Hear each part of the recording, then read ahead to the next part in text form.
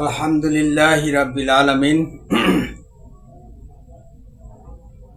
রাব্বি আউযু বিকা মিন হামাযাতি শায়াতিন ওয়া আউযু বিকা রাব্বি আইয়াহদুরুন। সালামুন আলাইকুম। কোরআন থেকে জানতে চাই আমি মহিউদ্দিন। আমি এখন আলোচনা করব আলেমদের নিকট আমার জিজ্ঞাসা, আমার প্রশ্ন, আমার পক্ষ থেকে প্রশ্ন। সালাত যদি হয় 5 ওয়াক্ত মসজিদে গিয়ে ইমামের পিছনে আল্লাহু আকবর বলে 4 রাকাত 3 রাকাত 2 রাকাত করে আদায় করার নাম, তাহলে তাদের কাছে আমার প্রশ্ন, এটাই যদি হয় সালাত বা নামাজ, তো এই সালাত এই নামাজ যারা কায়েম করছে না তাদেরকে হত্যা করা হচ্ছে না কেন? প্রশ্নটা এজন্য করছি যে যদি এটাই হয় সালাত, তাহলে আল্লাহর নির্দেশ হচ্ছে সূরা তাওবার 5 নম্বর আয়াত, যারা তওবা করে সালাত কায়েম করে যাকাত আদায় করে তাদেরকে ছেড়ে দাও,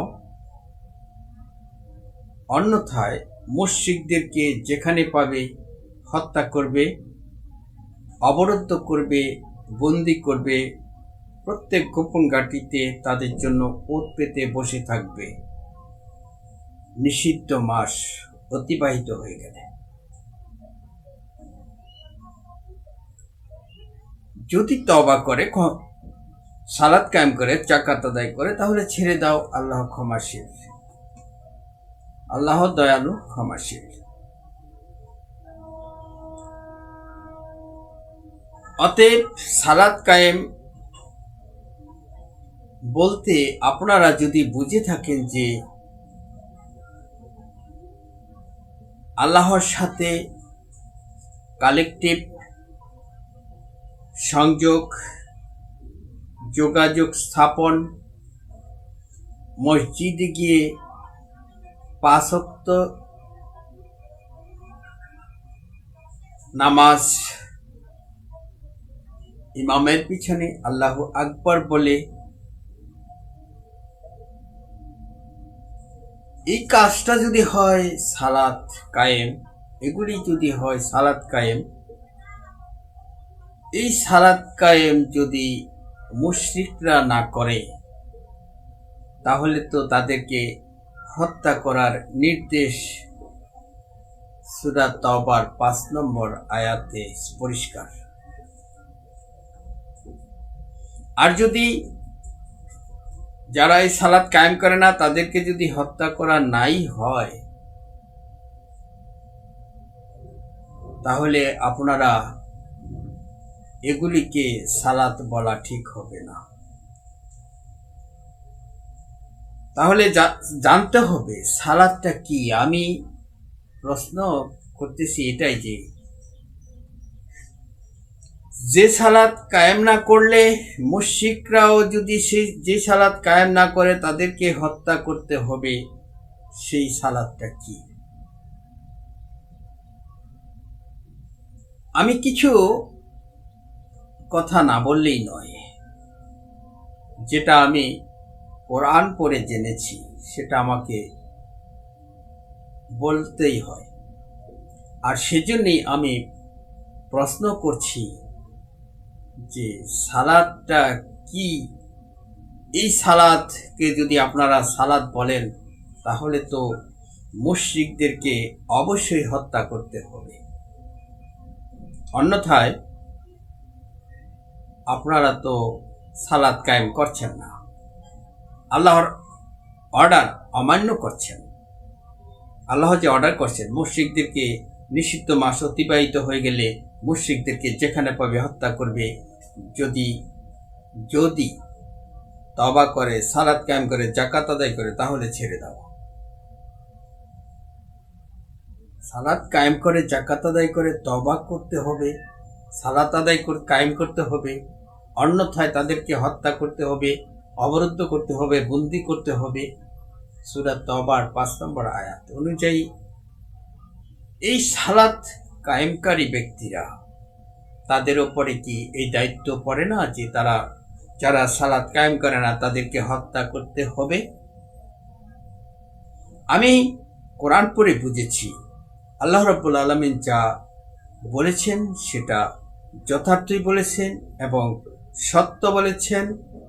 এই আয়াতকে কেউ যদি অমান্য করে সে আর মুসলিম থাকতে পারে না, আর সে সালাত আদায়কারী কায়েমকারী নয়। তাহলে আমি যেটা বুঝেছি সালাত সেটি হচ্ছে সৎকর্ম, অর্থাৎ মন্দ কাজ থেকে বিরত থাকার নাম হচ্ছে সালাত কায়েম। মন্দ লোক থেকে সে ভালো মানুষে পরিণত হয়ে যাওয়ার নাম হচ্ছে যাকাত আদায়। মন্দ কাজ থেকে ফিরে আসার নাম হচ্ছে তাওবা।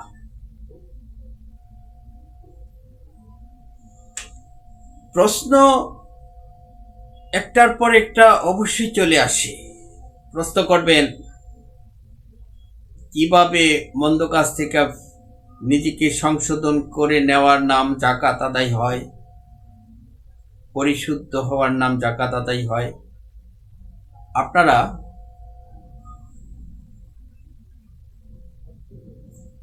পড়বেন 58 নম্বর সূরা মুজদালা 12 এবং 13 নম্বর আয়াতে পাবেন, যারা সাদাকা দিতে পারে না, যারা গরিব, যাদের সম্পদ নাই দেওয়ার মতো, এদেরকে বলছে তারা সালাত কায়েম করবে, যাকাত আদায় করবে। তার মানে যাকাত সম্পদের সাথে, শুধু সম্পদের সাথে সম্পৃক্ত নয়। যাকাত হচ্ছে পরিশুদ্ধ আনায়ন, সংশোধন হওয়া, পবিত্র হওয়ার নাম হচ্ছে যাকাত। আর সালাত সূরা আনকাবুতের 45, নিশ্চয়ই সালাত মন্দ কাজ থেকে বিরত রাখে, সকলেই জানেন আপনারা। মন্দ কাজ থেকে বিরত থাকার নাম হচ্ছে ভালো কাজে সে নিয়োজিত থাকে, ভালো কাজে সে প্রতিষ্ঠিত থাকে। 70 নম্বর সূরার 23 পড়ে দেখবে যারা সদা সর্বদা সালাতে প্রতিষ্ঠিত,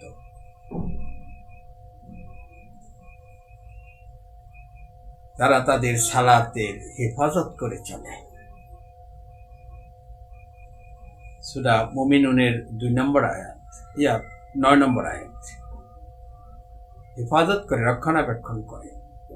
সালাতে বিনয়ী এবং ভালো কাজগুলি বিনয়ের সাথে করে। যারা উগ্র, যারা হিংসুটে, অহংকারী, তারা বিনয়ী নয়, তারা রুকুকারী নয়। যারা মেনে চলে বিনয়ের সাথে, তারা হচ্ছে রুকু এবং সিজদাকারী। আমি স্মরণ করে দিচ্ছি কথাগুলি, যাতে করে কোরআন নিয়ে চিন্তা করতে পারেন। আলেম সমাজের কাছে আমার প্রশ্ন, সালাদটাকে আপনারা কি বুঝেন? যদি এটাই হয় সালাদ, মসজিদে গিয়ে 5 ওয়াক্ত হাজিরা দিয়ে বেতনভুক্ত ইমামের পিছনে আল্লাহু আকবার বলা, না বুঝে পড়া ইত্যাদি যদি হয় সালাদ, এই সালাদ কায়েম না করলে মুশরিকদেরকে হত্যা করতে হবে কেন? সূরা তওবার 5 নম্বর আয়াত অনুযায়ী বলছি। যদি সালাত হয় আল্লাহর সাথে সংযোগ স্থাপন, যোগাযোগ, কালেকটিভ, এটা কেন মুশরিকরা করতে যাবে? আল্লাহর সাথে যোগাযোগ সংযোগ এবং কালেকটিভ হওয়া যদি তারা যদি বিরত হওয়া থেকে যদি বিরত থাকে, তাহলে তাদেরকে কেন হত্যা করতে হবে?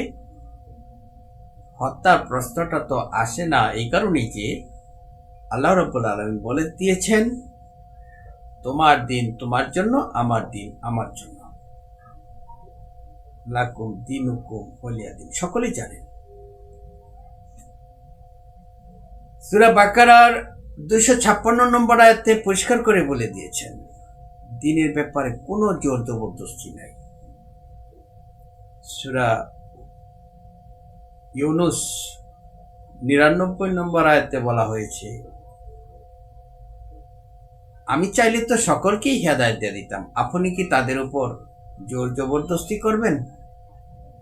এই যে জোর জবরদস্তি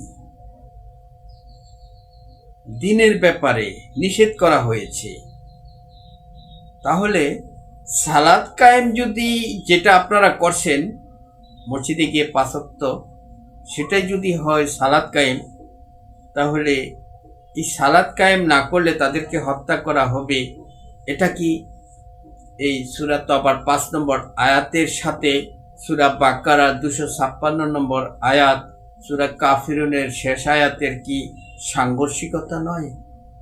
এটা কি বিপরীত নয়? এটা কি সাংঘর্ষিক আয়াত নয়? যদি প্রচলিত এই 5 ওয়াক্ত নামাজ যদি হয় সালাত, মসজিদে গিয়ে যে এটা যদি হয় সালাত,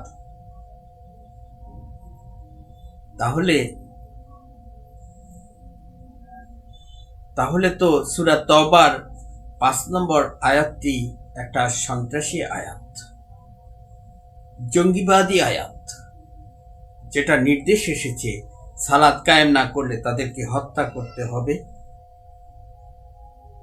আপনাদের কাছে আমার প্রশ্ন এটাই যে আপনারা কি এই সালাতকে সালাত বলবেন, নাকি সৎকর্মকে সালাত বলবেন? আল্লাহ রাব্বুল আলামিন বিধান দিয়েছেন সূরা মায়েদার 33 নম্বর আয়াতে যে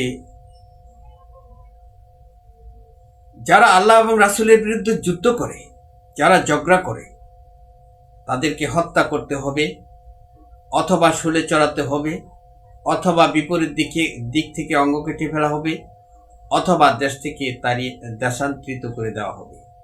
বিধান এসেছে সূরা মায়েদার 33 নম্বর আয়াতে। তাহলে পরিষ্কার, যারা মন্দ কাজ করবে তাদের শাস্তি আল্লাহ রাব্বুল আলামিন বিধান দিয়েছেন, তাদের শাস্তি কি হবে এটা, অর্থাৎ সৃষ্টি যার আইন চলবে তার কেউ মন্দ কাজ করে বেড়াতে পারবে না দুনিয়াতে, পৃথিবীতে।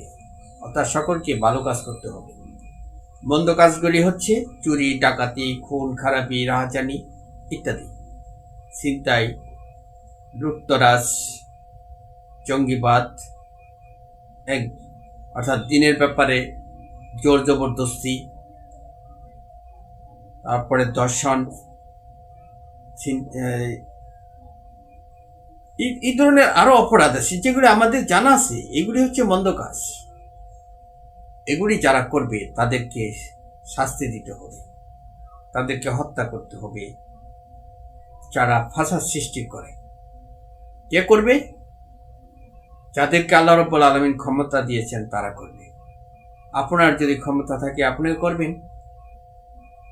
যারা ছিনতাই করে নিয়ে যায় আপনার জায়গা জমিন ঘর বাড়ি থেকে, আপনাকে বের করে দিয়ে যায়, বের করে দেয়, আপনার ক্ষমতা থাকলে তার বিচার করবেন। যাদেরকে আল্লাহ ক্ষমতা দিয়েছেন তারাই করবে। আল্লাহ রাব্বুল আলামিন বলেছেন যে যারা আনুগত্য করো তোমরা আল্লাহ এবং তার রাসূলের, আর তোমাদের দায়িত্বশীল, অর্থাৎ যারা বিচার করার, ফয়সালা করার ক্ষমতা রাখে তাদের, যদি মতানৈক্য দেখা দেয় তাহলে ফিরে আসো। অর্থাৎ তারা যদি সালাত কায়েম না করে তাহলে তাদের আনুগত্য করা যাবে না। অর্থাৎ ভালো কাজ যদি চালু না করে, মন্দ কাজ যদি বন্ধ না করে, তাহলে তাদের আনুগত্য করা যাবে না। সূরা হজ্জের 41 নম্বর আয়াতে বলা হয়েছে, আমি যাদেরকে ক্ষমতা দেই তারা সালাত কায়েম করবে, জাকাত আদায় করবে, ভালো কাজ চালু করবে, মন্দ কাজ বন্ধ করবে। তাহলে পৃথিবীতে শান্তির জন্য, ভালো কাজ চালু করার জন্য, অর্থাৎ সালাত কায়েম করার জন্য কার উপর দায়িত্ব? আপনাদের কাছে আমার প্রশ্ন, আপনারা কি এই ধরনের কথাগুলি, এগুলি কি আপনারা একবার চিন্তা করে দেখেছেন, ভেবে দেখেছেন? আপনাদের কি ভেবে দেখা উচিত নয়? আপনারা কি চিন্তা করেন না কোরআন নিয়ে? সূরা মুহাম্মদের 24 নম্বর আয়াতে যে বলা হয়েছে, তারা কি চিন্তা করে না? তাদের মনে কি তালা আছে নাকি? তারা কি ভেবে দেখে না? আমি আমার আলোচনা আর দীর্ঘায়িত না করে এখানে শেষ করছি। আপনাদের উপর শান্তি বর্ষিত হোক।